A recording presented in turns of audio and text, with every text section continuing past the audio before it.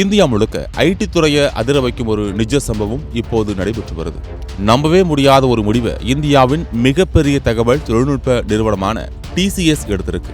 சாதாரணமாக புதிய பட்டதாரிகள் அதிகமாக சேரும் இந்த நிறுவனம் தான் தற்போது சுமார் 12,000 ஊழியர்களை பணி நீக்கம் செய்யும் திட்டத்துடன் திரும்பியிருக்கு. இந்த அறிவிப்பு ஒரே இரவுல ஐடி துறையையே உலுக்கி இருக்கு. இந்த நேரத்தில் இன்டெல் நிறுவனம் 24,000 பேர் மற்றும் மைக்ரோசாஃப்ட் நிறுவனம் 10,000 பேர் என ஒட்டுமொத்தமா டெக் உலகம் பெரிய அளவில் வேலை நீக்கங்களை சந்திக்குது. இது வேலை தேடிக் கொண்டிருக்கக்கூடிய இளம் தலைமுறைக்கு மிகுந்த கவலையை ஏற்படுத்தி இருக்கு. ஐடி துறையில் நடந்த மாற்றங்கள் மற்றும் AI தொழில்நுட்பத்தின் வளர்ச்சி மனித உழைப்பை மாற்றிக்கொள்ள தொடங்கியிருக்கு. இதன் விளைவாகத்தான் இன்ஃபோசிஸ் ஊதிய உயர்வை தள்ளி வச்சிருக்கு. விப்ரோ, TCS போன்ற நிறுவனங்கள் வருமானத்துல பெரிய சரிவை சந்திச்சிருக்காங்க.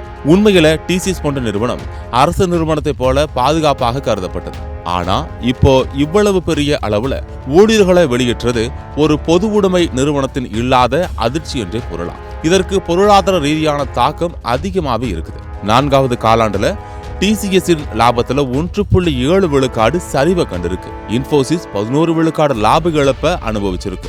விப்ரோ லாபத்துல சிறிய வளர்ச்சி இருந்தாலும் வருவாயில பெரிய குறைபாட்டவே பெற்றிருக்கு.